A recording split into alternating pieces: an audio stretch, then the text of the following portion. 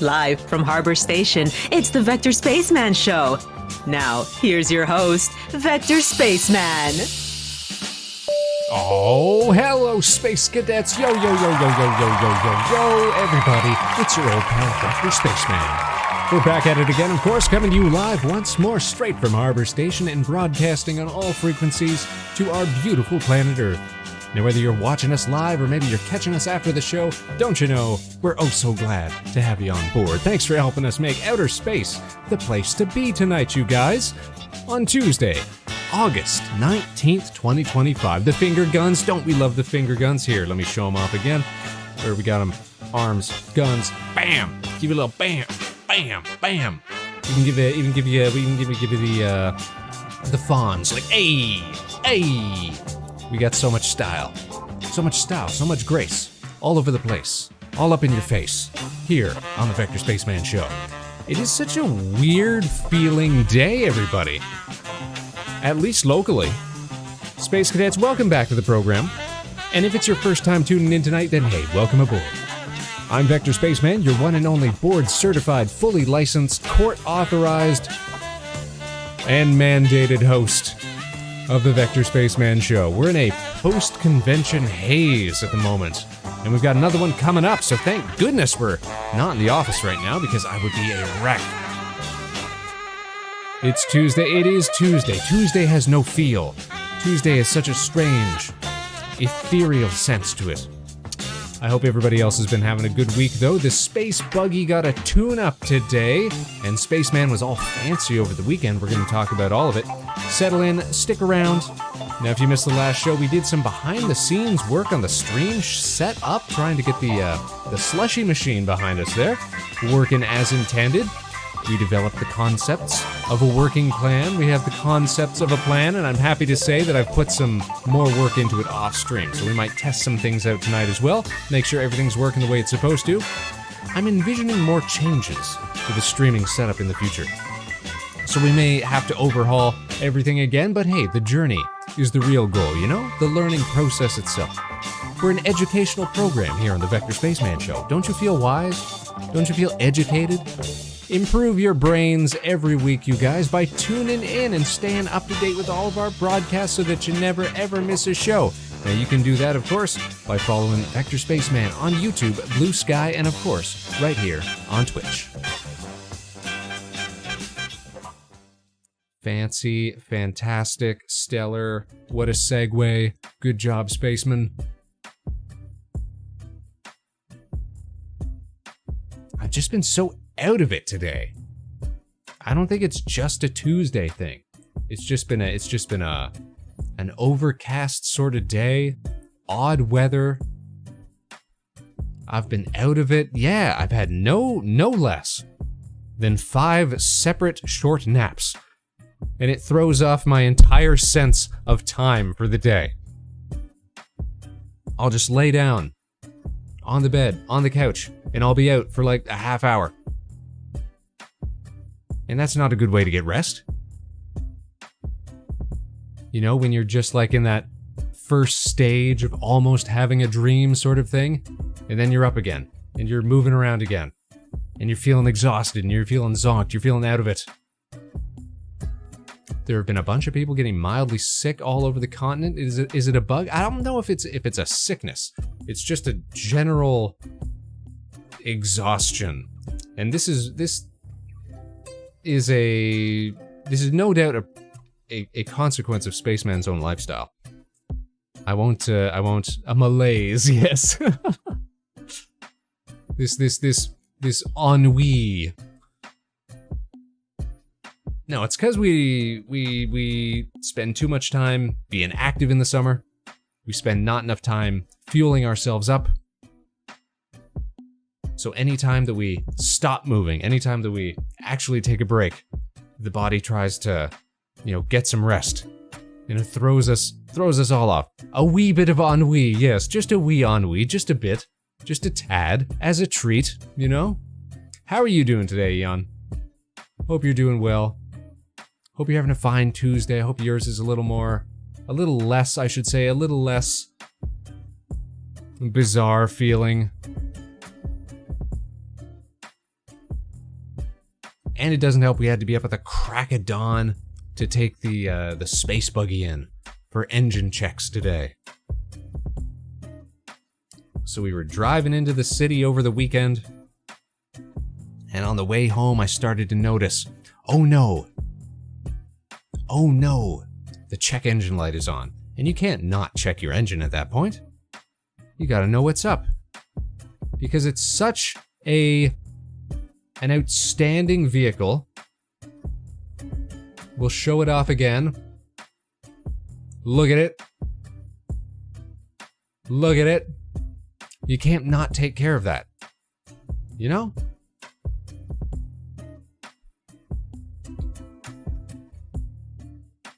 So took it into the garage, had him take a look at it, needed to get something replaced, needed to get a part replaced, a new purge valve, so there's $400 down the drain.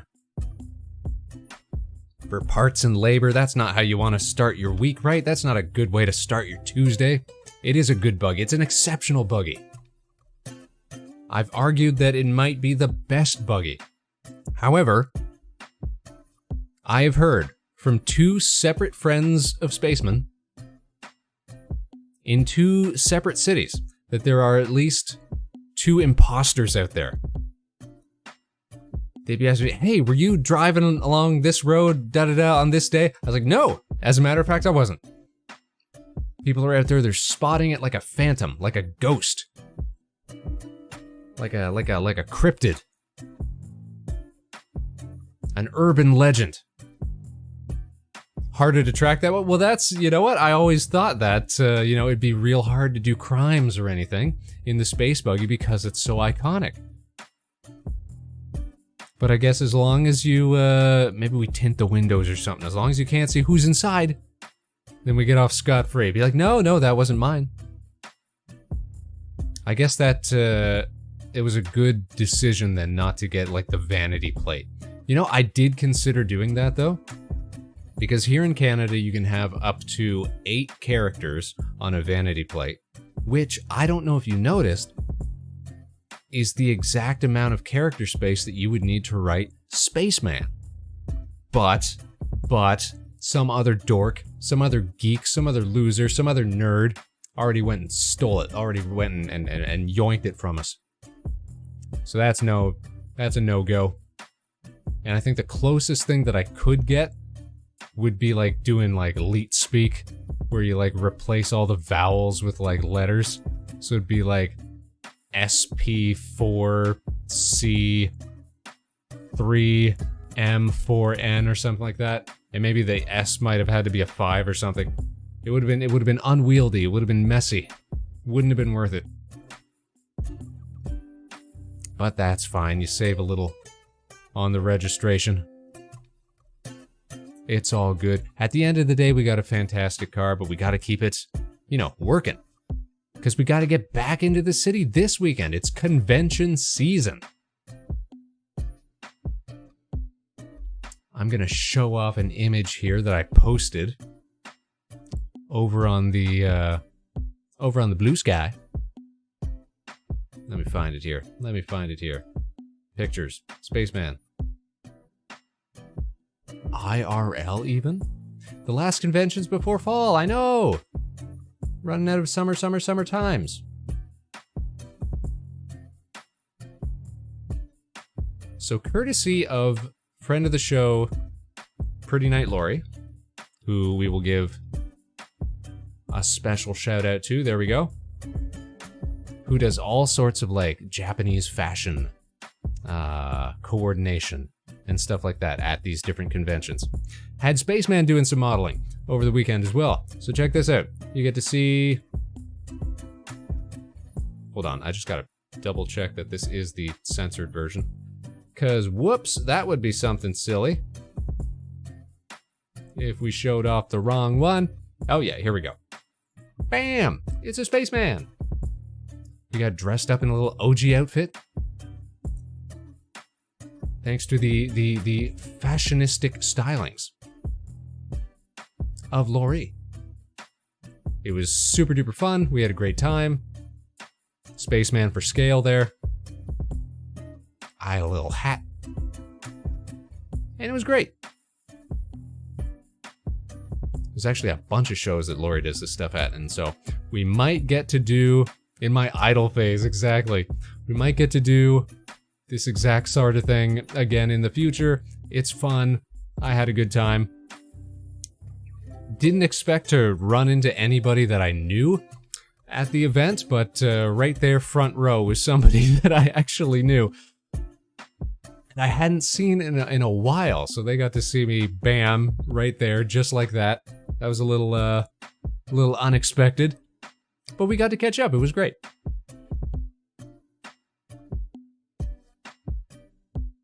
I always do my best to, I guess, stay anonymous at these sort of things. Because it's not my usual bag, you know? But it was fun. Big ups to Lori for putting it all together for not only Spaceman, but all the other participants as well. We had a fun time. But of course, this coming weekend, we got another big convention. It's going to be Fan Expo in Toronto. A new outfit for the Lounge Singer Nights. I like our little feather boa thing that we had going. Maybe the glasses. You know, very smoke-filled room. Very sultry. I thought that was a good look. But you know what? You could be right. Could be right. Why not expand the looks? Bust out different outfits for different songs. Make a whole concert out of it. Absolutely. And the baby grand, yeah, splay out over the piano. Just sprawl out. That's the way to do it. That's the way to be. But I'm super excited for this weekend because we do a little VTuber meetup. We do a little IRL VTuber meetup with all the local streamers. And those are always fun. Get to see some friends. Get to have some laughs. Less so about the actual convention itself. That tends to be the case. It seems like everybody just agrees that Fan Expo just isn't really worth it. Like, it's expensive. There's not always, you know, a whole lot of interesting stuff going on. It's very... A lot of it's like meetups, you know? A lot of it's cosplay stuff. And probably odds are better than not that there's going to be a sports thing going on at the same time at the stadium in town, which is like right next to the convention area. So it'll be busy, busy, busy. So sometimes, you know, we want to, you know, stay away from that. Why bother trying to wade through all that? But it'll be fun. I'm going to have a great time. Way too nervous about security during potential meetups to actually do them. Nervous about security? Like your personal security? Like anonymity and stuff like that? Is that what you mean? Or just like worried about getting jumped or like tricked, finessed? Yes.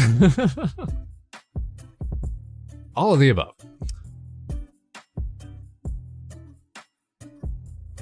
I guess I'm lucky in the sense that all of the local, like, Toronto VTubers that hang out are pretty decent people. Pretty close-knit. Like, some of us know each other's names and stuff like that, but for the most part, we keep it very, you know, professional and what have you. Because, you know, the last thing you want is somebody, you know, getting your details and, like, leaking it out there and stuff like that. Everybody understands that. There's a reason that, you know, there's at least one reason that we gravitate toward, you know, VTubing rather than doing, like, facecam streaming, right? Because of the anonymous aspect of it. Because you don't give out your name on the internet. That was the lesson that was drummed into everybody. Back in the day, you know? Now that seems to have gone by the wayside. not even malice. People can just screw up or not pay attention, and once is all it takes. You know what? That's true. That's very true. Like, we've got friends of the show who, on their own streams, will occasionally mess up and show their own names and stuff like that. And then we've got people whose names are just known, and they'll give it away freely because they don't think it's, you know, a huge deal or anything like that. And then there's people like, you know, Spaceman and others whose info is kept very close to the chest because we don't like giving that out because, yeah, don't want stuff to be tracked down, exposed, that sort of thing. Not that there's anything nefarious, you know, lurking in Spaceman's past. No.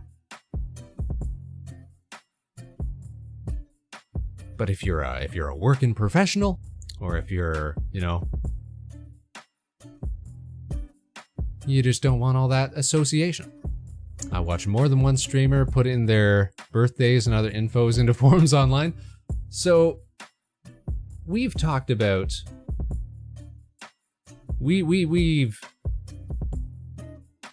I think good practice is to talk about your persona, for lack of a better words, birthday. Like Spaceman's birthday. Spaceman's birthday, and we've made posts about this in the past, and we celebrate it every year with a little post or anniversary stream or something like that, because that's how we sort of think of it, is like the day we started streaming, and that was November 1st. So November 1st is Spaceman's birthday. Whether or not that's, you know, real Spaceman's birthday is up in the air, but you never really have to address it because you just know that, you know, Vector Spaceman was born November 1st because we didn't want to do it on Halloween. We wanted to make sure that there weren't going to be, you know, trick-or-treaters knocking at the door before we started streaming. So we waited until the 1st of November to start streaming.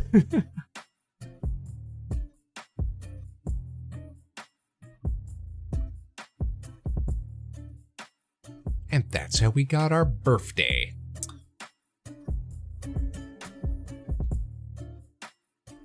But no, I get you.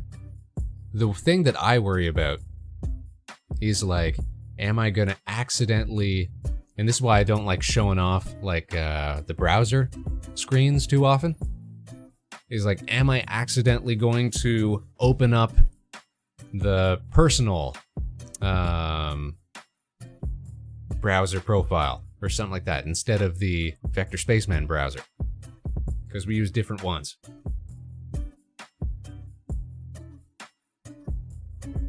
Because we don't want anything like auto-completing with our real name or info or anything like that. You know, we take steps. People gotta take steps. Be forward-thinking. Be safe out there. Ask your parents before going online. There's some funny dates for a VTuber birthday. Like the Ides of March, no doubt.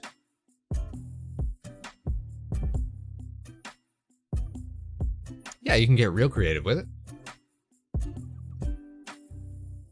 And then you'll always have something to put in for personal details without having to worry about giving your own stuff away.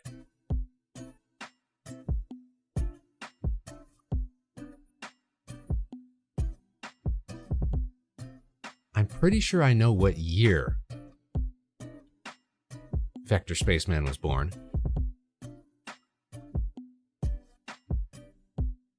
But whether that's the same year that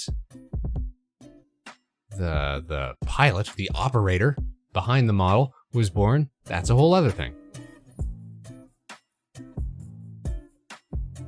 I do worry sometimes because like some people have little bits and pieces of info about Spaceman that others don't. And if you were a real enterprising, you know, invested, curious, I'll avoid using words like parasocial because I think that's a little mean-spirited, but, you know, if you were just real investigative, then you could probably put together, you know, a semi-workable idea of what Spaceman's like. Yeah, collating all the data, taking notes, making your references, hunting down, social medias and old posts and things like that. I'm sure there's probably at least one or two avenues, vectors, if you will, of exposure where you could find a little bit about Spaceman. So sometimes I worry, have we got, over-interested types like that within the Space Cadets? I'm not sure.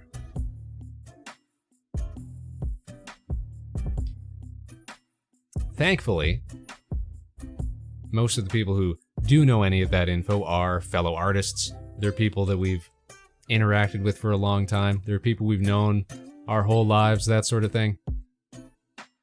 Terrified of streaming with my actual face after hearing about that one lady who got found via a reflection in her eyes. So, like, reflected off the... First of all, incredible camera quality, if that's the case. But, like, what are you picking up? Like, view from outside a window or something like that? Or, like, something on the screen that gives it away? See, I've joked about doing, like IRL streaming if we were to make, like, a cosplay helmet. Because we could put, like a mirrored lens or something on the helmet. But then I worry, oh no, is it gonna show something on the screen that I don't want shown off, that sort of thing.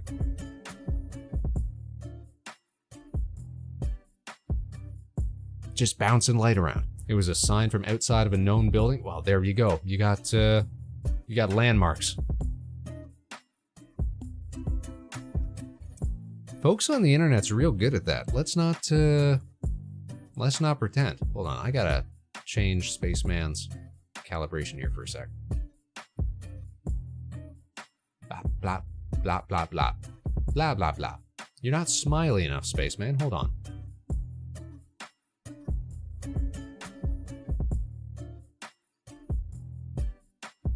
There we go. There we go. That's nice and smiley. That's nice and smiley. Always remember to calibrate your model.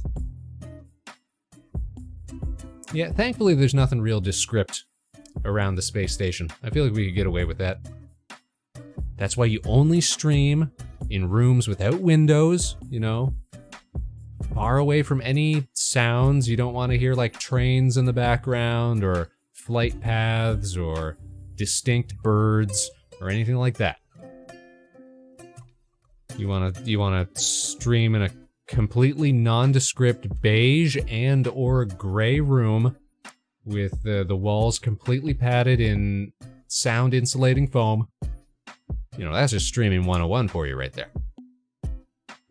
I've accidentally guessed the actual blocks of a few people because they showed the view outside their window. How though? Like just by trees, by I know some people can do it by like position of the sun in the sky and stuff like that. Any of those dudes who do like GeoGuessers and things like that. Oh, we've never done a GeoGuesser. That'd be a fun thing to do. I wonder if we'd be any good at it. I know I won't do anything with that, but other people, yeah, you can't always trust other people.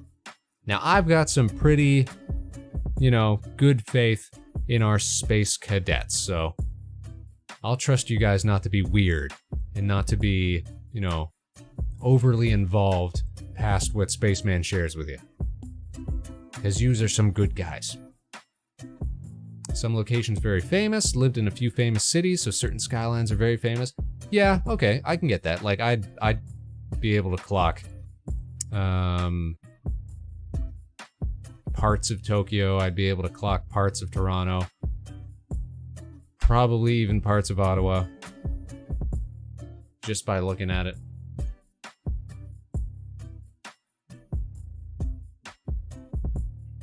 Yeah, unless you're like Street View. Looking out of a basement window or something, all you can see is sidewalk. There are some views that are only possible from certain buildings. I guess that's true. Yeah.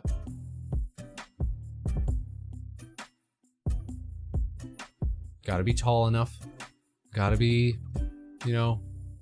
in a certain part of the city. I get you. I feel. Maybe we will do something like that. Maybe we will do some geoguessing today if we run out of stuff to talk about. That sounds fun. Oh, speaking of fun stuff, anybody see anything good on that Gamescom showcase today? I didn't really because, like I said, I was napping most of the days. But I did see a couple of trailers. I saw the trailer for the season 2 of the Fallout show, which I'm definitely going to be watching because I really like the first season of that. And the first season of that show was like the only thing that ever got me interested in like Fallout. I never played a Fallout game. I guess that's not entirely true. I had played the, what was it? Like the mobile game, like Fallout Shelter, but as a port to the PC. It was on Steam for some reason. Because I like little base building games. But that's beside the point.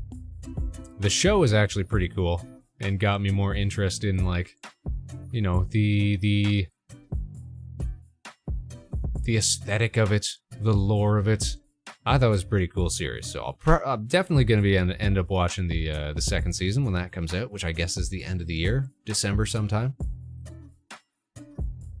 You like the OG and New Vegas? New Vegas is like the most.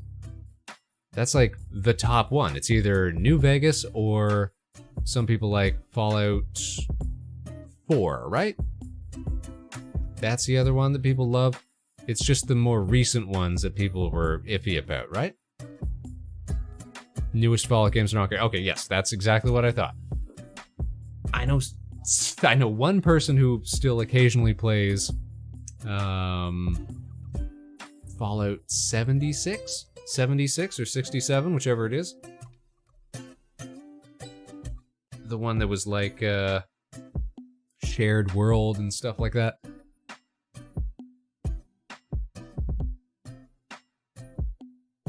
The one that had so many bugs, so many problems. More than 2 problems. But the show, like, the show kind of bangs. And I think not knowing anything about the games kind of made the show better for me. Because my understanding is that it's, like, not tied strictly to, you know, game lore so much. They might take some liberties here and there, you know? But I don't know much about New Vegas, but I know that that's a setting for this second season because they keep showing it off. So maybe I'll learn a thing or two. Maybe I'll grow to appreciate it. You either love it or hate it. Well, I hope that I get to love it. The only other thing I saw that was like, ooh, that's interesting, was a trailer for Vampire the Masquerade Bloodlines 2. Which is part of that whole World of Darkness setting. And that's, like, I remember hearing about that years ago. The original game came out like a bajillion years ago. It was super well received. I remember playing it for a while, but running into bugs and stuff. I guess that's kind of what it's famous for, is that you need like a whole bunch of patches in order to play it properly. But I just really love that setting, and that, like, I've played the Vampire the Masquerade RPG before. Real good stuff, always gets me hooked. Fallout 4 is when he gave up on the franchise. That was your eject moment. Be like, well, time for me to head out. I feel that. There's been plenty of series where I've just dipped out after 1 or 2 bad installments.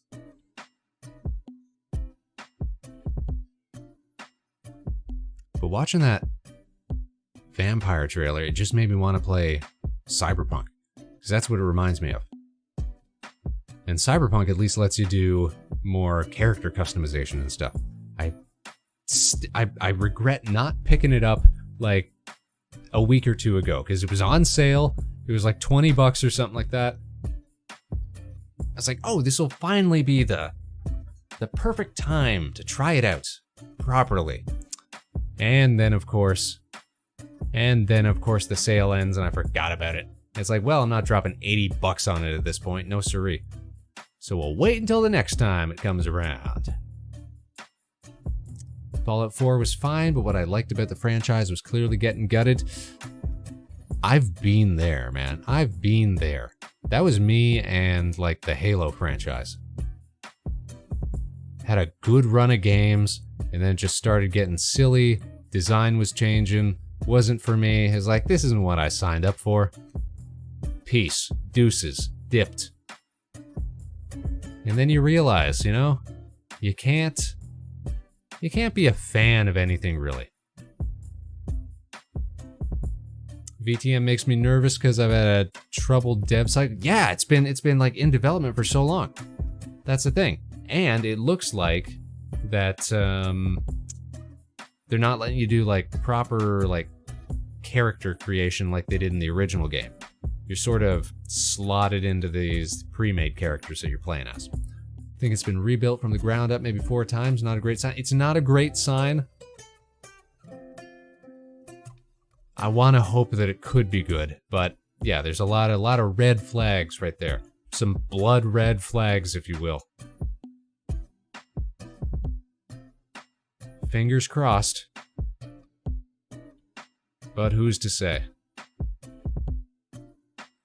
Probably not a game that I'm gonna drop money on or drop full price on. It's gonna be another one of those, wait to see how it is, maybe wait till it goes on sale, that sort of thing. But I just love the setting. I played in some excellent games of VTM, the RPG.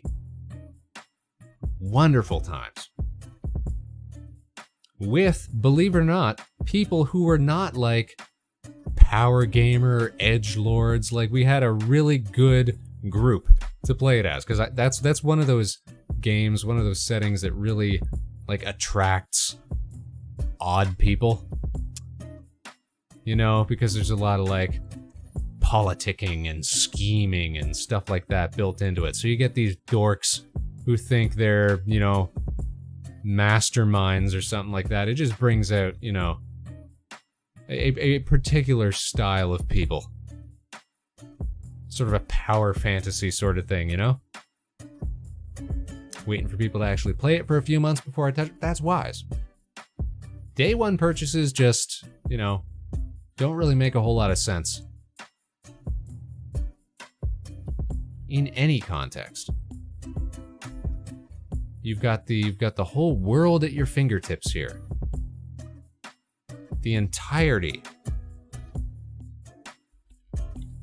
of humankind's collective knowledge. Let them decide if it's a good purchase, you know? Look up some reviews, give it a minute, just give it a minute. You can give it a minute. Pre-orders used to be awesome, and now I flat out refuse to pre-order it. Yeah, I've never pre-ordered. I haven't pre-ordered anything since Halo Reach. Because they gave you a code for a cool piece of in-game armor. And you gotta get that cool in-game armoire. So yes, I'm a bit of a sucker for that. But, yeah, they used to get like, you know, cool swag that came with pre-orders. Now there's barely any upside. Hardly any upside whatsoever.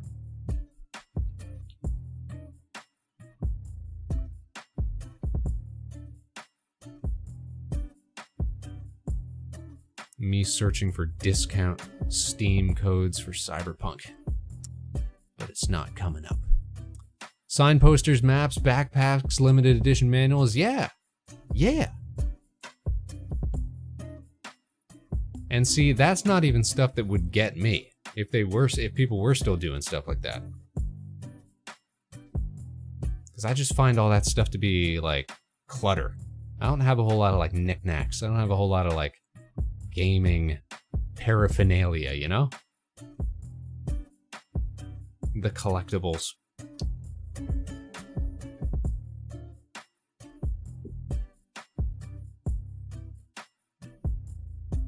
It would have to be something pretty discreet, you know?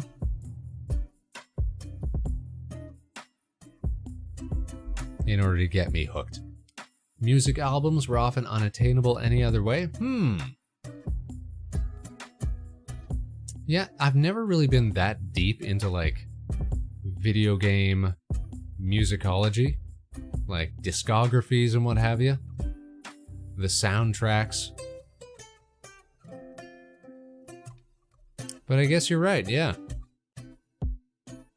Because where else would you find it? Before, like, you got these uber nerds starting to put together, you know, collections on YouTube and stuff like that. And who is, like, Nintendo used to be terrible at, like getting all those taken down and stuff, right? Mind you,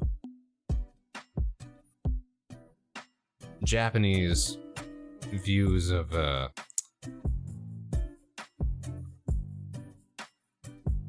like media and online sharing and stuff like that is you know, it's a little different. It's so much easier to find like OSTs and BGM CDs and stuff like that over there.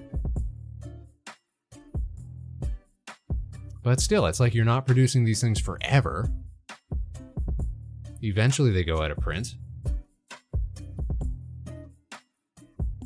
What about preservation, you know? What about preservation? New generations want to listen to, you know, the soundtrack from some N64 game from way back in the day. Oh, speaking of old Nintendo stuff, I guess everybody was super hyped about that Kirby's Air Ride announcement. Or at least the people that Spaceman hangs around with. That's a game I had never played the original one. Guess people are super excited about this new one. I don't know. Looks fine. But again, is that going to be like a Switch 2 game or something like that? Which means we're probably not going to get our hands on it.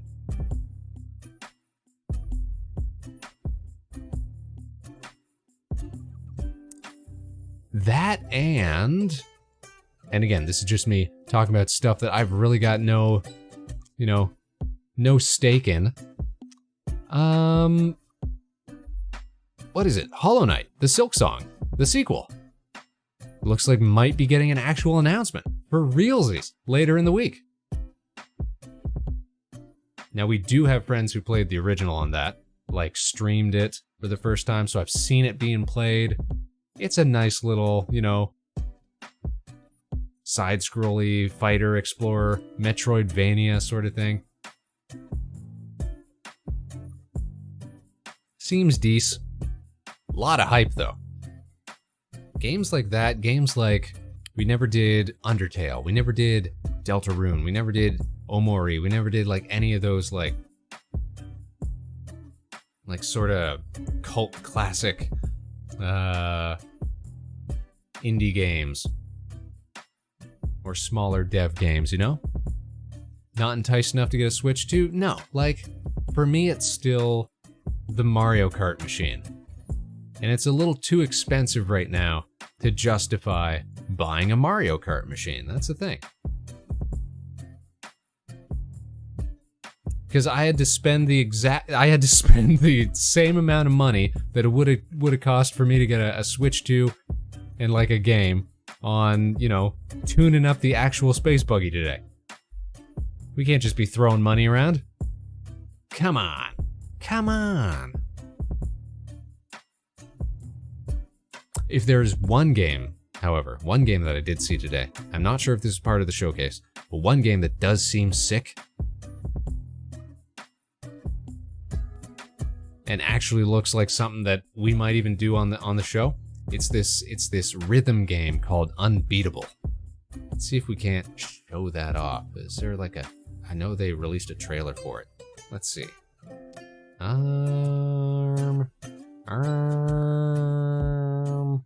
YouTube. You can look it up on YouTube, Spaceman. Unbeatable. Trailer.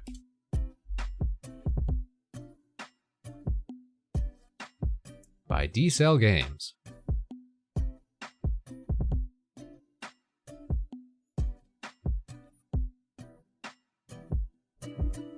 This is like immediate wish list. Actually, I think I had this on my wish list already because I put out a demo a whiles ago.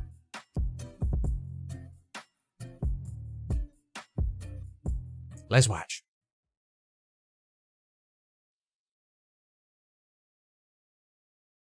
Game. Screen. Bam, here we go.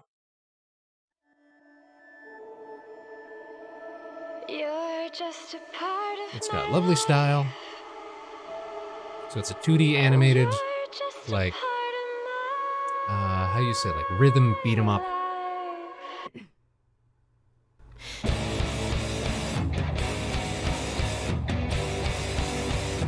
One can't deny it's got some like hootie-cootie like inspiration to it. Very important series, of course.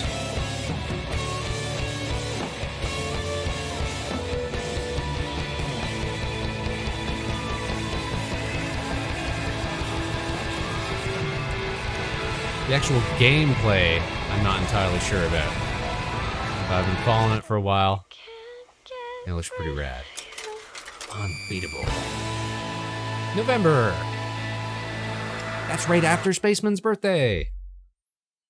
So maybe we'll check that out.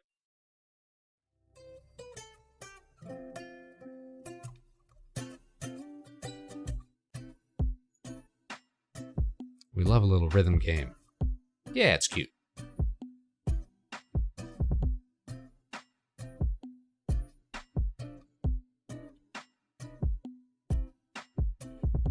Why, is there anything you're looking forward to, Eon?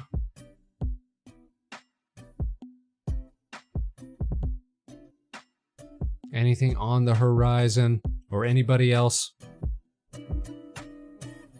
That's the thing. Spaceman was never really a video game kind of guy. For me, it was always like, okay, if it's like a multiplayer title, then, you know, I can play it with friends. So that's great. So that's why I always gravitated to stuff like, you know, Smash Bros, Mario Kart, Halo, when you could like play it on the couch with your friends, you know? Rock Band, all the co-op games, band practice. Not particularly. Yeah, I'm like that.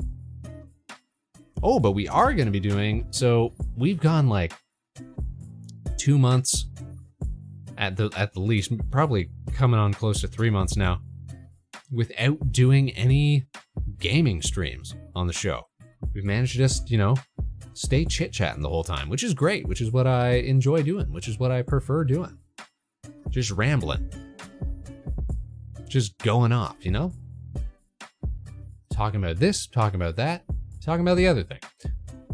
But next week, so next Tuesday, we are actually going to be having a collab stream. We're going to be having some friends back on the show, and we're going to be playing some video games. If it works, it works. And you know what? It works. We enjoy. This is what we love. But regrettably, he says, no, it's going to be fine. It's going to be fun. But next week, we are going to be having our first gaming stream in a while, because we're going to have friends of the show, Dragon Durant and Meg with Stego and Azabiel. They're going to be back in the program, and we're going to be playing a little Helldivers. Because they got a big update coming out next week. They're doing like this like Helldivers Halo ODST crossover sort of thing. And this is like the second, what do they call them? Like War Bond, like Battle Pass sort of thing, like content pack that they've done where they're like basically taking one-to-one from a different series and putting it into the Helldivers thing. Because they did it with, shoot, what was it called? Killzone. And now they're doing it with the Halo ODST. But I don't know, I just find it a little lazy when it's like ripped straight from another property. Shameless, you know? But every other nerd, every other dork on the internet is super hyped about it.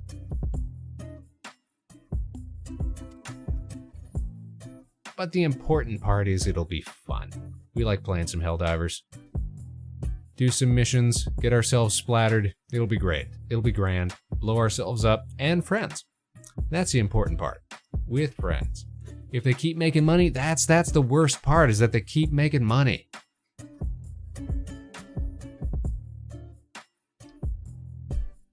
I just always find that, like, it's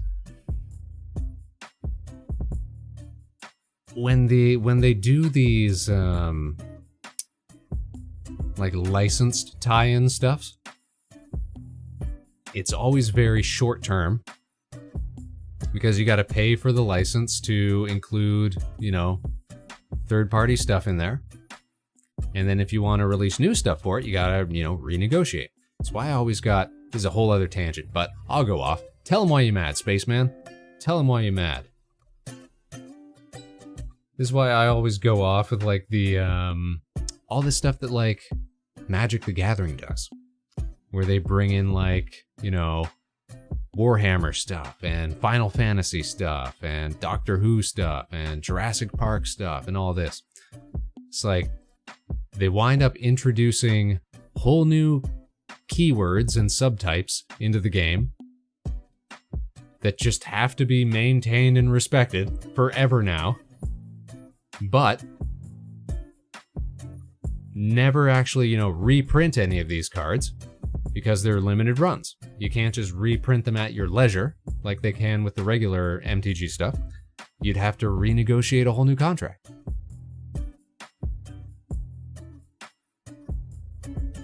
But just like, I mean, they're one of the biggest examples, Wizards of the Coast, they just keep making money. So they just keep doing it, man.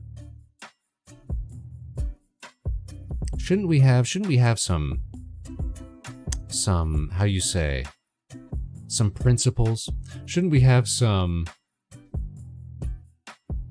how you say, some standards as geeks, as dorks, as nerds?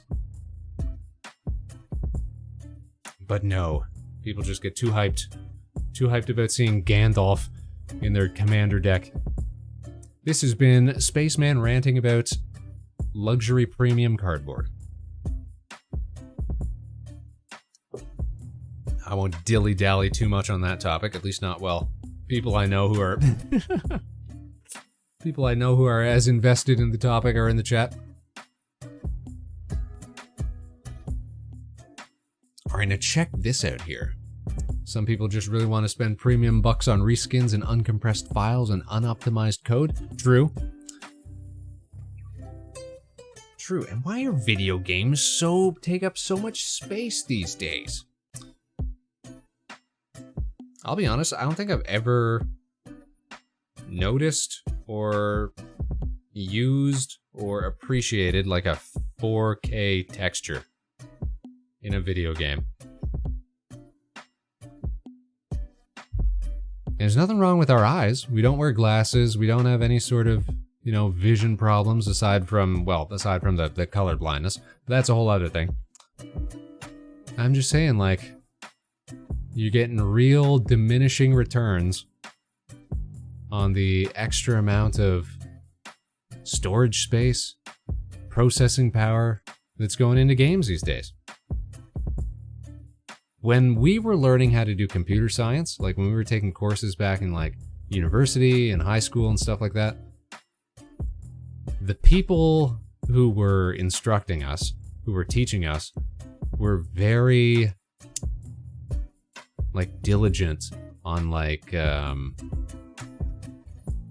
saving memory and good data structure and like making real concise design documents and all that. Like really planning things out, really optimizing your code. Because that's what they had to deal with back in the early days of computer sci,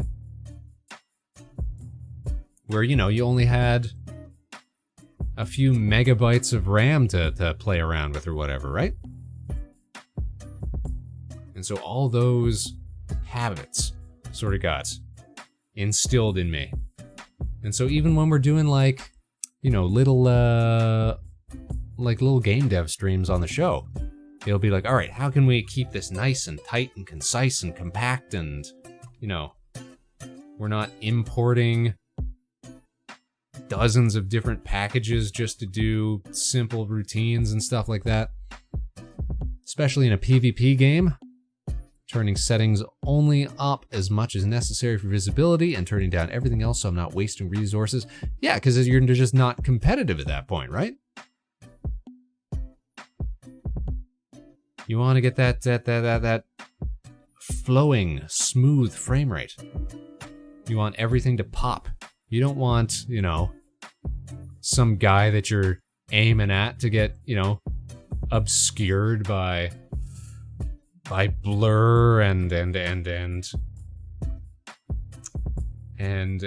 lighting bloom and volumetric fog and all this. No. You just want to know where to click to get your score up, get your money up, get that rank up. You know what I mean? This has been Vector Spaceman, complaining about coding practices. Now, I wanted to show something off. Oh, Rig, what's up? What do you mean? Optimization is the way of the past. Time to upgrade your PC. Just 16 more gigs of RAM, man. Just another terabyte, bro. It'll be fine. Just 4 more gigahertz. Just drop 3K on a GPU. Well, I'm trying to think now, like, what the... I think the GPU cost for the Vector Space Tower that we got here, the PC we're currently using, that we've been using for a few years now, was around or just under 50% of the total cost. We still made out pretty good.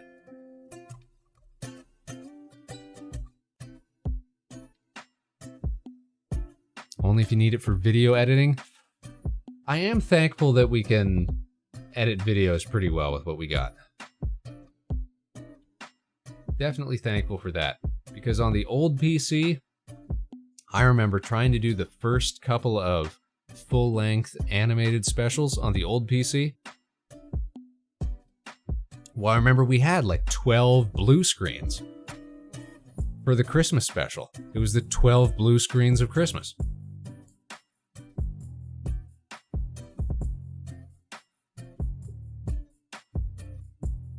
We just could not keep it running proper. Big rips. Yeah, that's why we had the upgrade. And now, I think we've only had like 1 blue screen across the last couple of specials.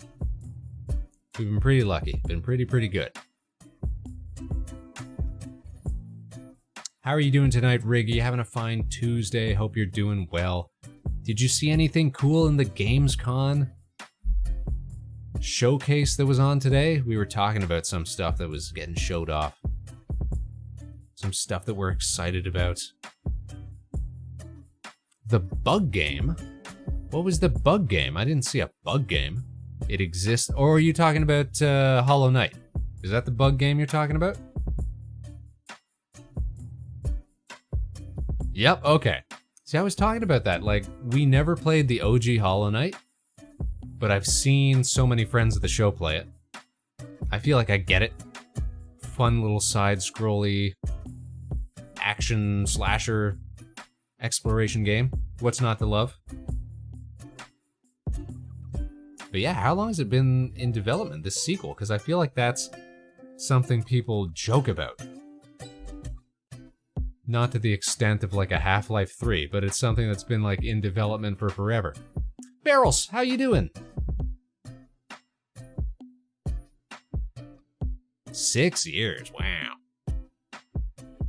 Kirby Air Riders build, so that's, yeah, I didn't realize that was such a big fan favorite. How many Kirby Air Riders games have there been? Kirby Air Riders.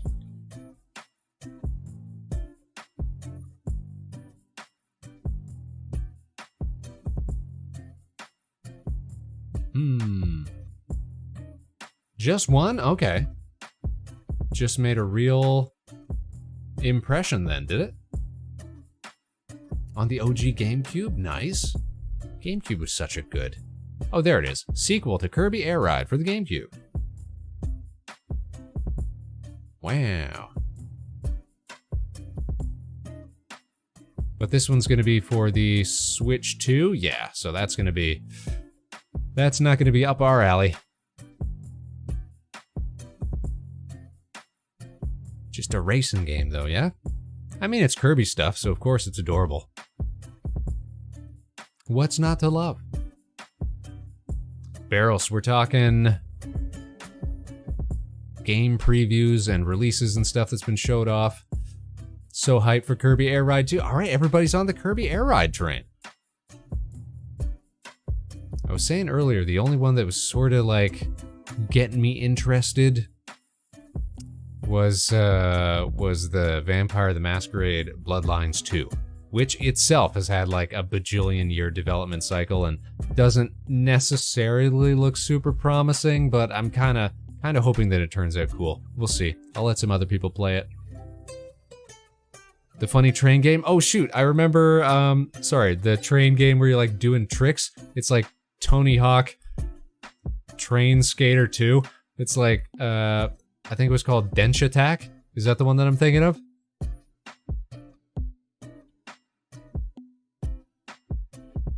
Because Densha is the Japanese word for train. See, we're learning stuff. We're learning things on the Vector Spaceman show. Yeah, Vampire's finally coming out after like 5 or 6 years. Getting like passed all over the place. But here's the thing, is like, it's not like the OG Bloodlines, where you got to like make your own character or whatever. It seems like it's like a fixed story sort of thing, which is a little disappointing.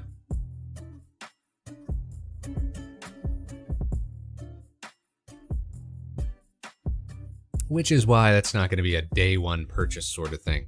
Rinzara, how you doing? You still got any blue ones available? So as a matter of fact, we do. So I actually wanted you guys to help me test some stuff out here. So last Wednesday, we were doing like a little, like behind the scenes,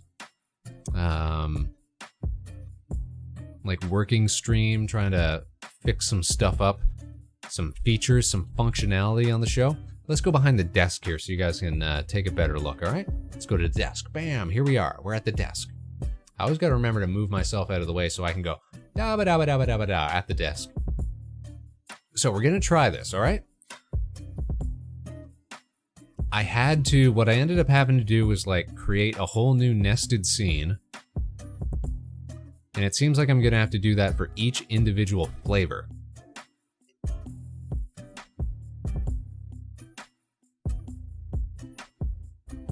Which is not too much of a hassle, but it is kind of a hassle. Wish we had a different sort of move source plugin, but we ball. We work with what we got. So I'm going to just make sure that the blue is drained first. So watch this.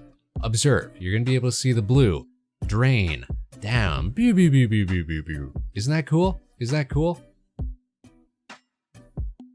So that gets controlled by hotkeys. Now, the thing is, can we get you guys to control those hotkeys? I'm going to activate and refill the blue by using an in-chat message. So this only works if you're me or a moderator, which means me. So we're going to put, what was the code? I think it was refill. So let's try this. We're gonna type in refill, and it should, oh look, it came up. Slushie machine refilled. So now in the redeems, there should be one called slushie blue. And you should be able to redeem that for 1. And when you do, it should start to drain it and give us a little info.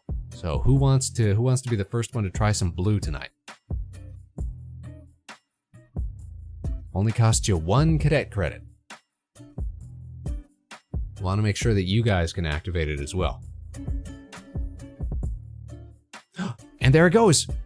And there it goes. So it keeps track of, and there it goes. It keeps track of how many orders have been served of each individual flavor. So when we have the other ones activated, that should work.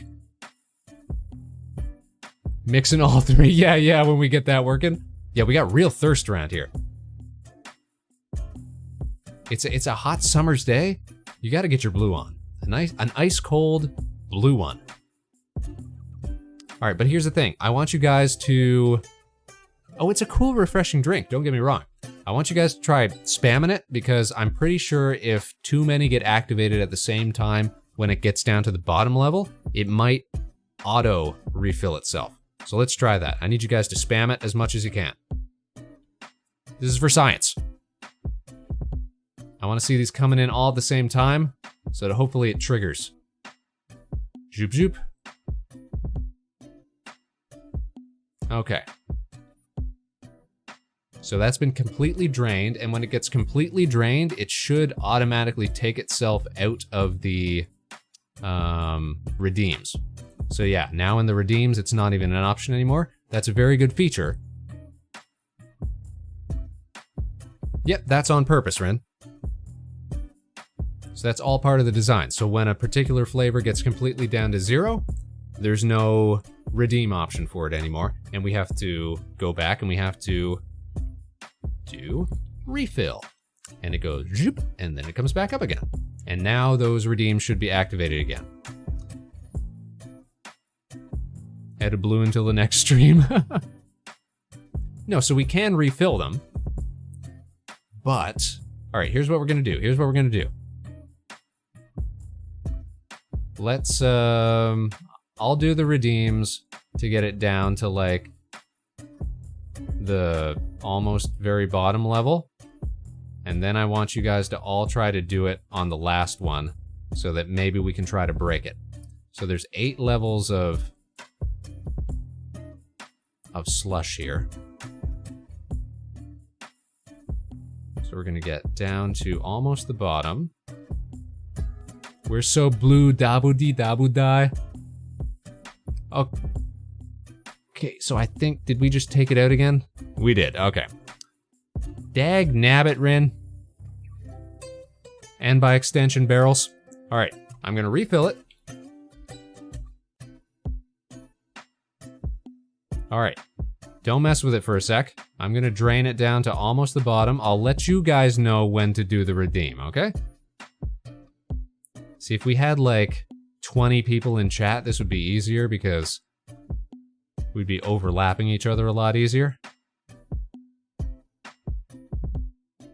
I think the problem is that chat's just too slow to break it. Okay, we're at the very bottom. I want everybody to get your... Oh, shoot, who used it? Dang it, Rigged. Also, hello, Rig. You are perceived. Welcome to the program. All right, I mean, it's not the worst thing in the world that it's working as intended right now.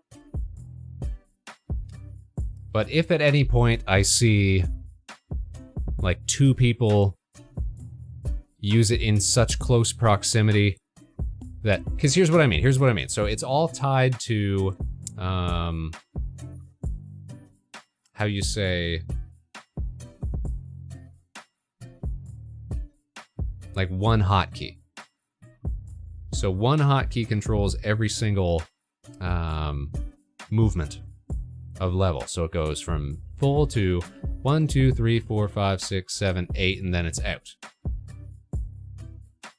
But then if you hit the same hotkey again, it actually recycles back to the second level. 2, 3, 4, 5, 6, 7, 8. Oh no, that was completely empty. So just by hitting it again and again and again, it actually cycles all over the place. As long as nothing interrupts it. I'm gonna get it down. I'm going to reset it properly with the refill button. There we go.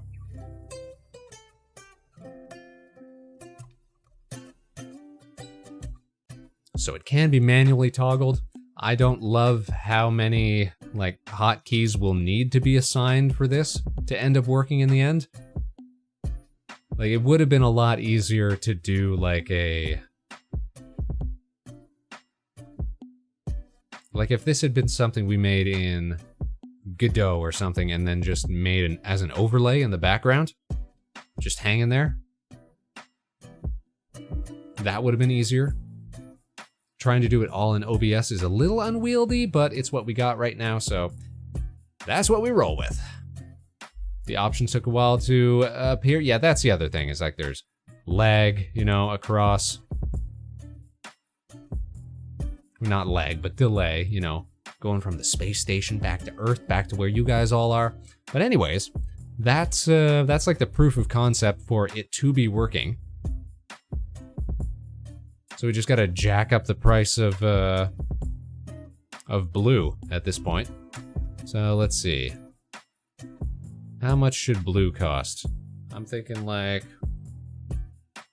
$1.99. There we go. That's decent. That's decent.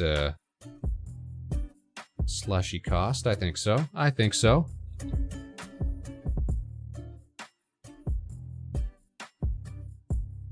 And save that in Mix It Up. Mix It Up's actually been really, really good for getting this all to work. I hadn't even tried using it until like last week. It was actually Monayu who recommended it to us. And turns out it's pretty easy to work with. And so we've just been mixing things up. Baller, right? I think so. I think so. All right, you know what's not so baller, though, is the fact that we have to do ads, you guys. We got to do ads. No, Spaceman, not ads, but I'm afraid so. 2 minutes, and then we're back on the program. We're back on our business. We're back on our shenanigans. The Vector Spaceman show continues right after this. Let us know what kind of ads you get. That's always fun. We'll be right back after these curated advertisements. Might be interested to see if the refill function could be tied to detecting a sub being gifted when you're huge making it big. Oh, that's interesting. I will give that some thought during the ad. See you guys in a minute or two.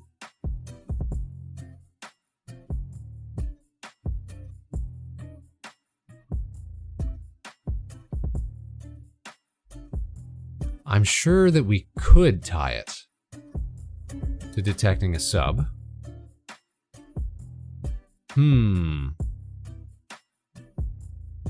That's an interesting thought, Rin.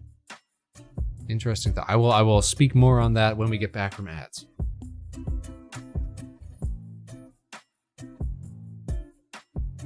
Because it sort of flies in the face of our whole streaming philosophy, which is to make as much free as we possibly can.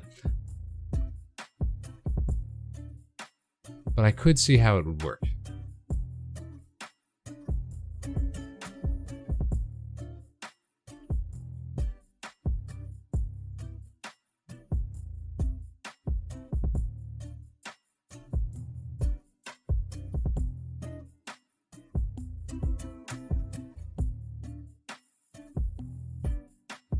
Now, if you're just a lucky space cadet and you got to skip those ads, you just get to hang with me for a couple minutes. Hope you guys are having a fine Tuesday. Like I said, we're kind of out of it today. Just because we've been exhausted. We've been napping.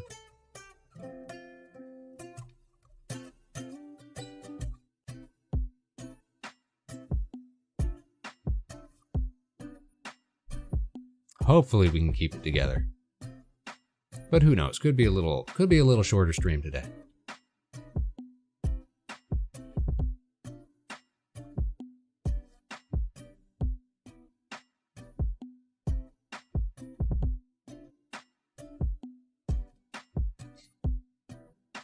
Oh, we're almost back.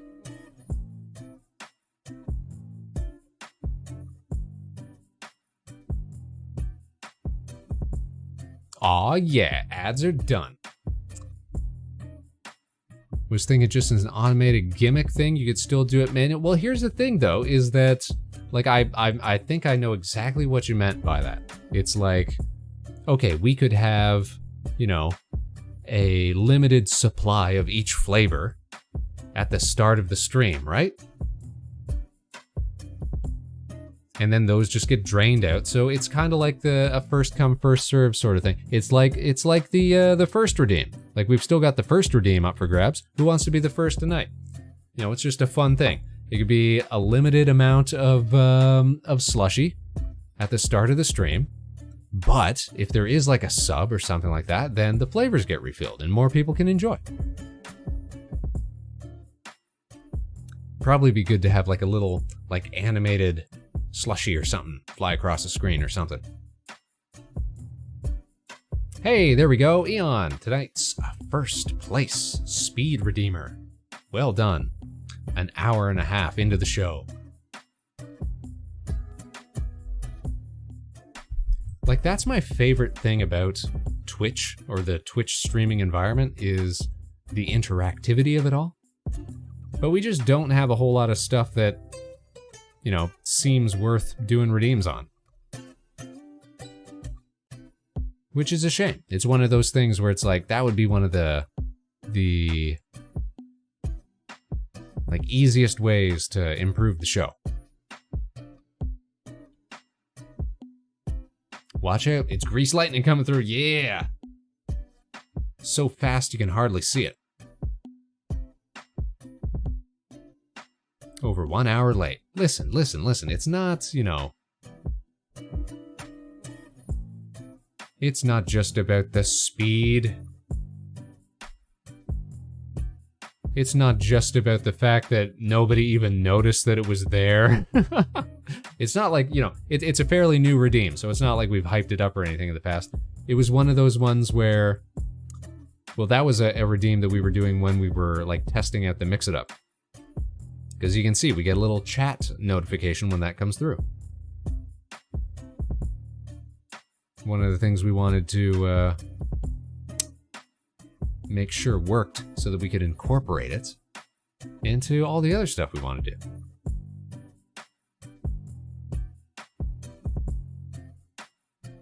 And we made it work. We made it work.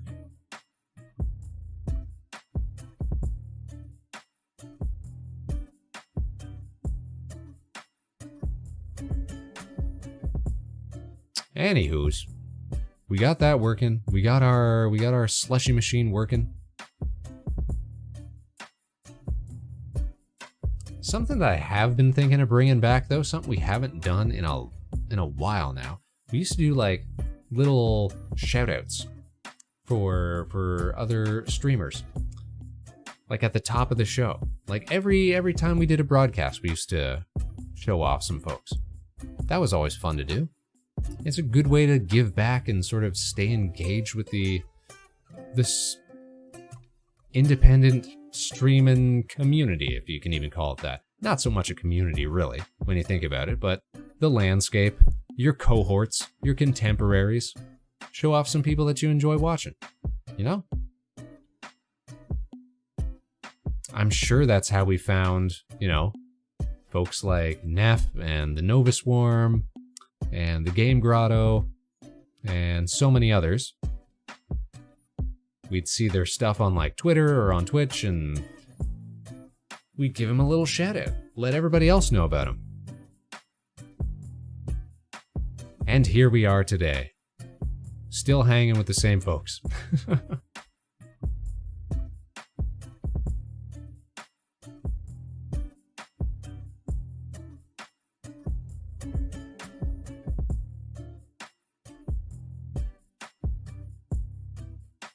I feel like for some people you sort of hit that like plateau where it's like, okay, we've got like a nice group of like a few dozen other streamers that we like interacting with, that we like doing stuff with.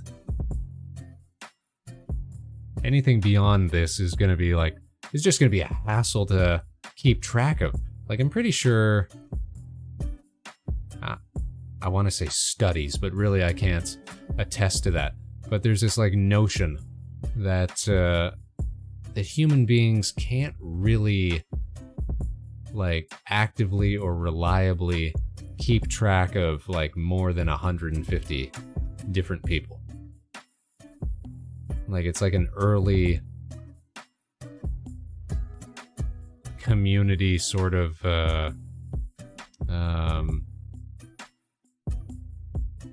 like development within human anthropology.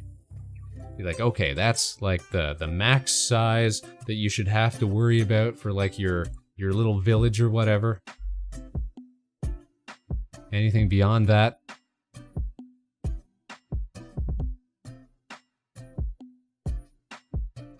which is why, you know, if you see accounts and they're like following 10,000 different people, it's like, all right, well, how engaged are you really?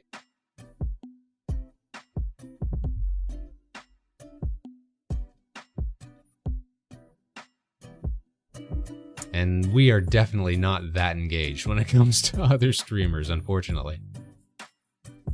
Yeah, like 150 people is a decent amount. I even think it's cool when we got like 5 people that tune into streams. I can't imagine trying to keep track of hundreds. It's mighty big. Mighty big.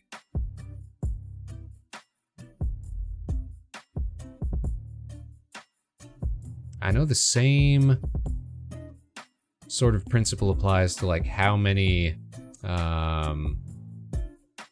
numbers in series people can remember. Like the average is 7, and that's part of the reason why phone numbers are 7 digits.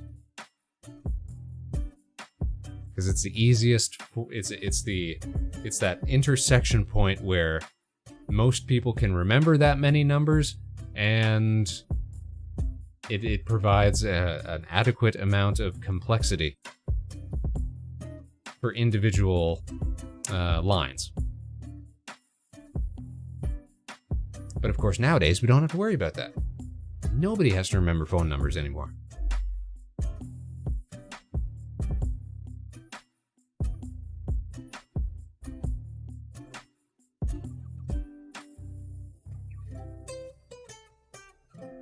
To be fair, I don't know what kids these days even have to remember anymore. If anything. Their own name, and that's about it.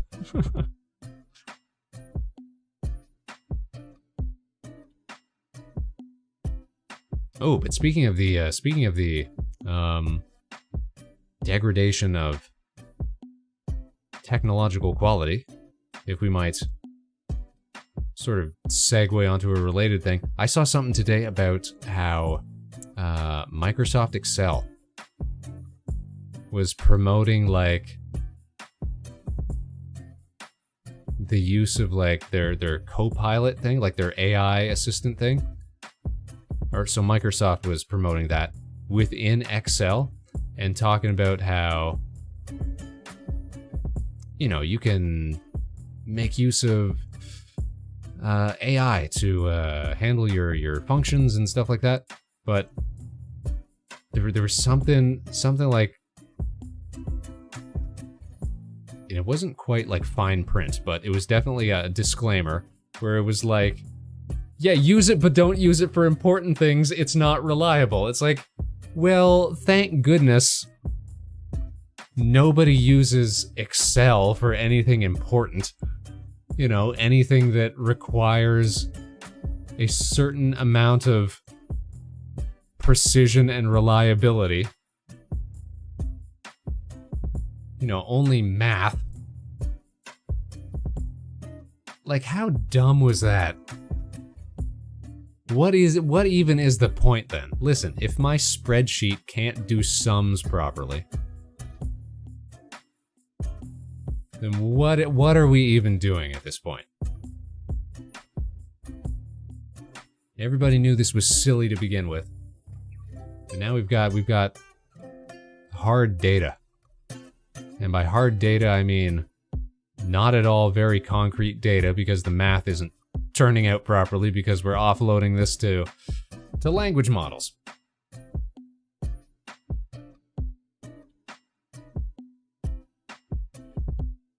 This has been Spaceman, ranting about why you shouldn't put AI in your spreadsheets. Yeah, remember when computers could do math? That's kind of a wild concept now, isn't it? We made the computer, we got so good at computers that we managed to make them not be able to do math right anymore. Nice. Good job, everybody. Good job. I'm glad it only took 1 billion liters of water. And who knows how many gigawatts of power.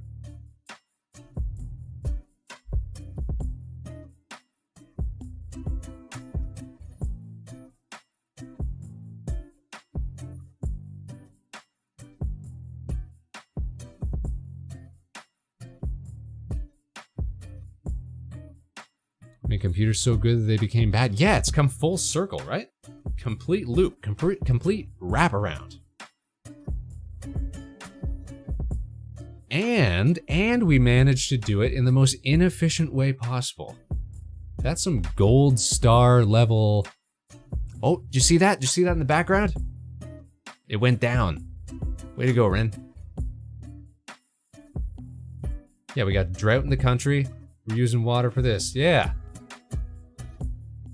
They say don't use the water. We need it for the, Yeah, so it works on this screen too because that background stuff there is all shared. So that's all part of a nested scene, so it's just scaled down there. Yeah, don't use the water. We need it for the computers.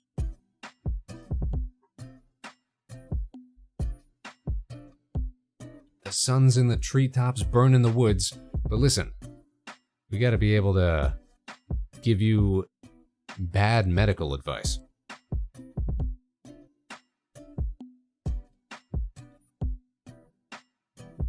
On a chatbot because you saw something on Twitter.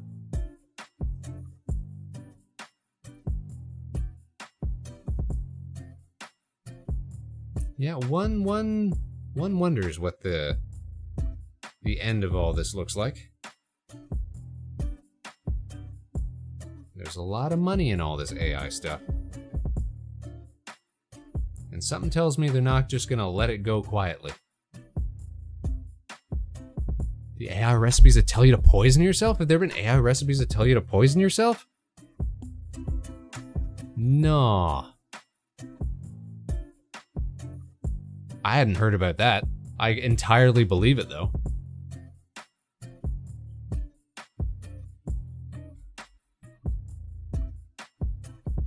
Use wood glue to thicken pizza sauce. All right. Are they wrong though? I mean, are they entirely wrong though? I feel like that would thicken your pizza sauce.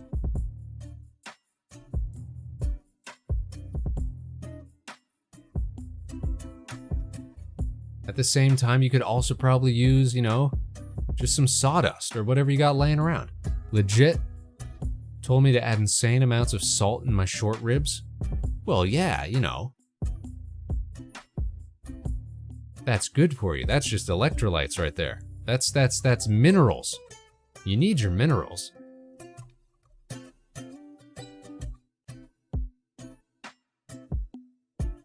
Like ribs ain't salty enough though to begin with. Man. The AI therapists are wild too. Yeah, so the ones where people are forming like dependencies, those are the worst. Multiple people say they were recommended, but listen, you don't need an AI chatbot to recommend you violence. You can just tune into your, you know, most unscrupulous streamers. Or some bad friends.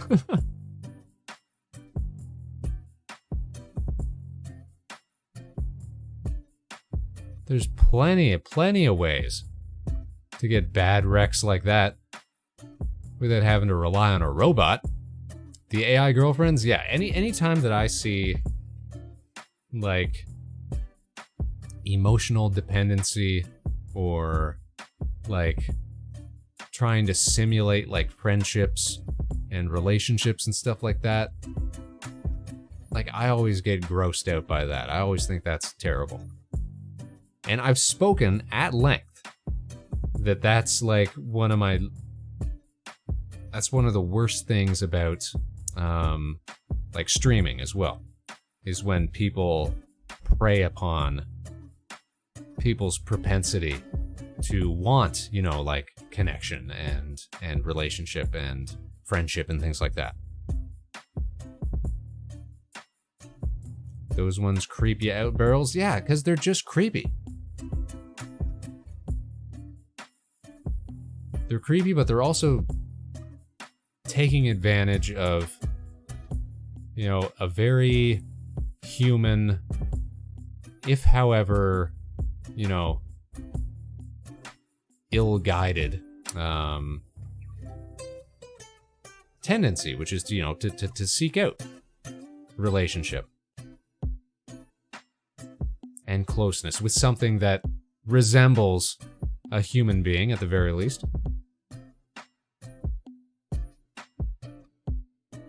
AI therapists are getting laws banning them written? Well, that's good. I mean, yeah, you shouldn't even be able to call it a therapist, really, because that's a, you know, that's a legislated and governed profession, right? Regulated. The sad part are the people that insist that the AI relationships are nicer than real people. Oh no.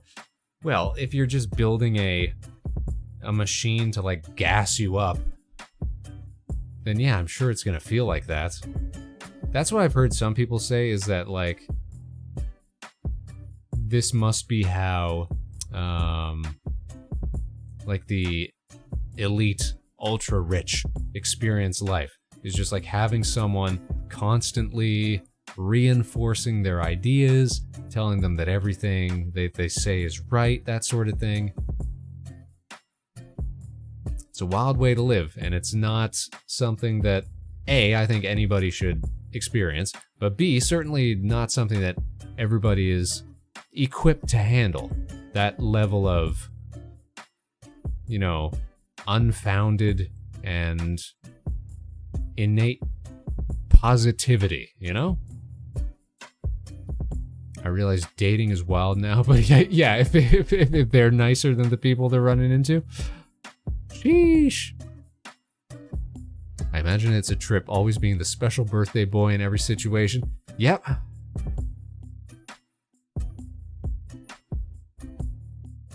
Yeah, that's kind of what it is, right?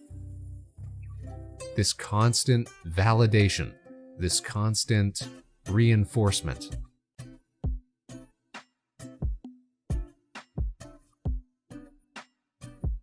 It's wild stuff. It's a wild, wild world, and I'm not here for it. Because it all kind of sucks. It all kind of blows.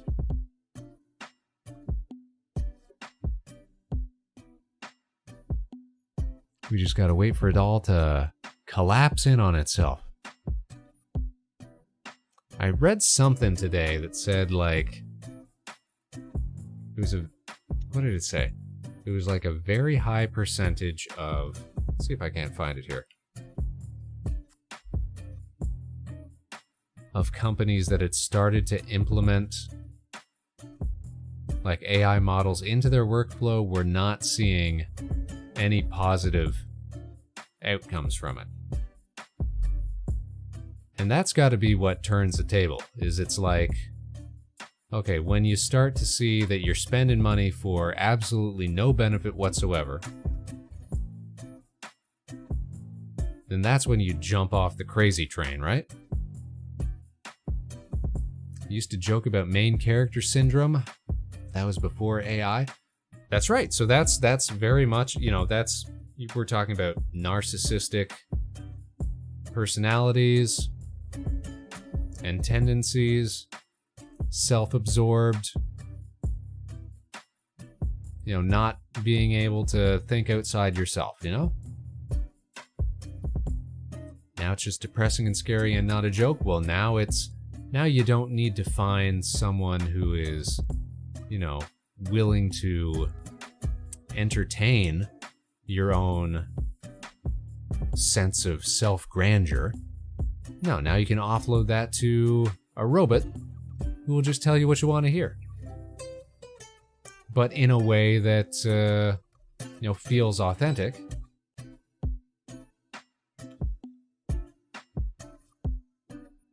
Because you didn't have to actually write it yourself.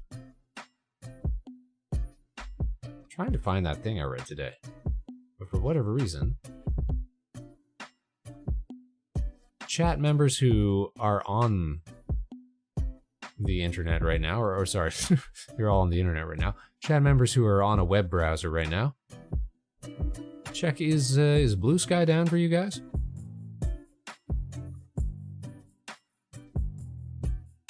I'm not getting anything. Oh, here we go. Nope, now it's working. It was just me. It was just me, you guys.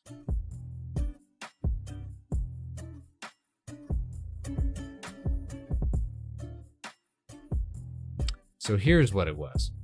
Researchers say 95% of organizations are getting zero return from their investment in generative AI, the technology that has sent US stocks soaring to record highs in recent months.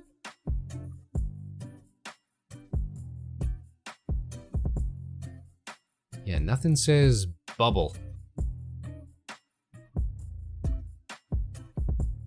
like a wave of concerns.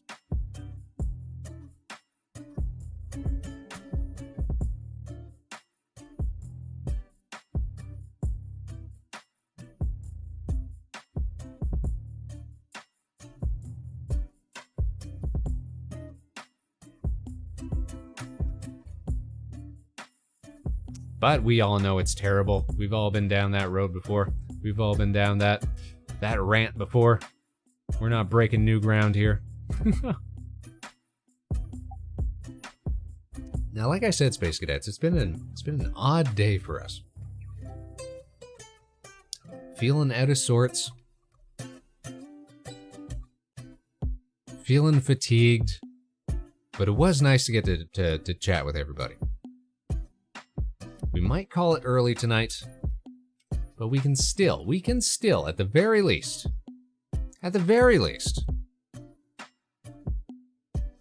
do a little raid, you know what I mean? Can't say I'm too surprised, nothing like stealing money with fraudulent snake oil software. Right? Right? It's like, listen, we're gonna... It's like they got high on their own supply. They didn't take heed. They didn't listen to the 4th verse of the 10 crack commandments. You never do this. Yeah, they're all just gassing each other up. It's rough, it's wild, it's dumb. Anybody with 2 brain cells should be able to see that, and yet, here we are. I just hope when it does collapse, it doesn't tank all of Spaceman's investments by proxy. I just hope it doesn't cause another once-in-a-lifetime, financial crisis. Wouldn't that be awesome, you guys, if we got another one of those? And in the end, these companies spend even more money with the AI. I know! Well, listen, we gotta buy data centers, and if you're gonna buy data centers, you gotta buy,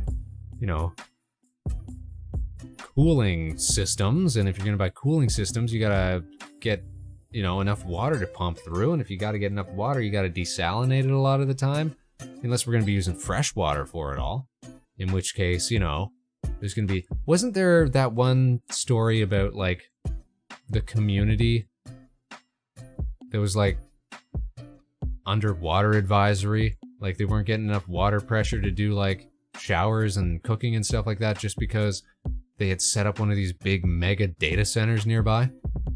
The millennials already staring at the wall. Right? It's like, oh, has it been 5 years yet? Is it time for another?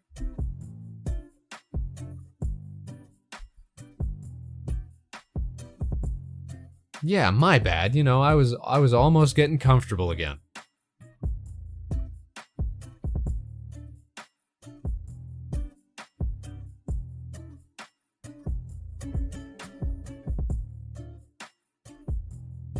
Who knows, you guys? Maybe one of these days we'll finally find a bit of stability.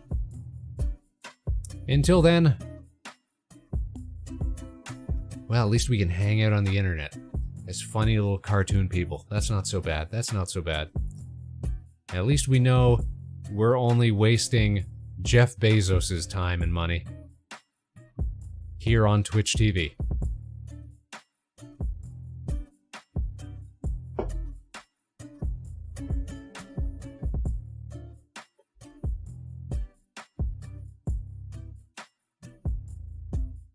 Yeah, they rock. Absolutely. That's why we're going to send you guys off to see some more of them. Because everybody loves funny cartoon people. And in honor of friend of the show, Regil Mikado, being here and hanging out with us, I think we're going to send you guys over to the Nova Swarm channel tonight. Ellie's playing some Baldur's Gate. If you like Baldur's Gate, you can hang around. If you don't like Baldur's Gate, you can at least hang around for the raid. Do your part, say some nice things, you know how it be. Alright, what's the raid message gonna be today? The raid message today is gonna be...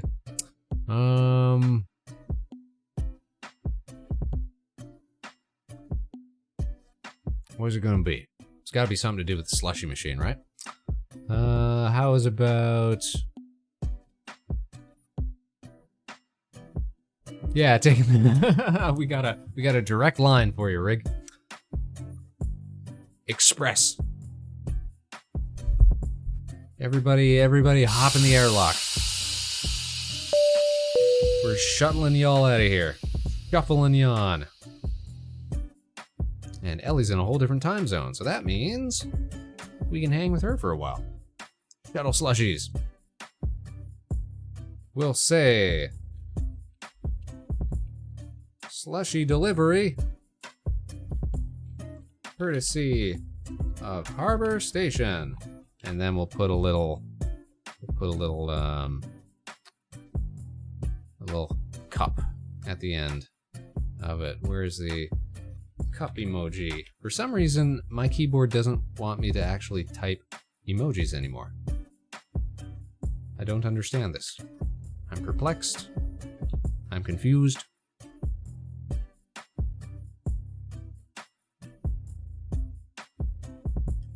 There's the message, all right? Everybody ready for that? Everybody spooled up? Everybody good to go? Super duper. You're all on your A game. Say hi to Ellie. Say nice things. And remember, next week we're gonna have friends of the show on. We're gonna be doing a little collab stream with Dragon and Meg and Azabiel. We're gonna be playing some Helldivers. Should be fun. And I know it was kind of a laid-back stream tonight, but still. As always, I want to thank you guys. I want to thank each and every one of yous for tuning in tonight, wherever and whenever you are. So join us again next week. If we don't see you sooner, we might do a weekend stream, or sorry, not weekend stream because we're going to be at Fan Expo, but we might do something a little later in the week. See if we can't come up with something fun to do. You know we're always looking for something fun to do. But at the very least, we'll see you on Tuesday for the collab show with Dragon, with Meg, with Azabiel. We're going to be playing some Helldivers. It's going to be fun. It's going to be fantastic. Going to be explosive. Going to be electric. You know the whole deal. Until then, of course, no matter what life throws your way, good luck and Godspeed, you guys. Take care. We'll see you all next time. And stick around for that raid, because we're about to go say hi to Ellie. We're going to go send you off for some more fun stuff for your evening. Take care, you guys. We'll see you all again real soon. Bye-bye.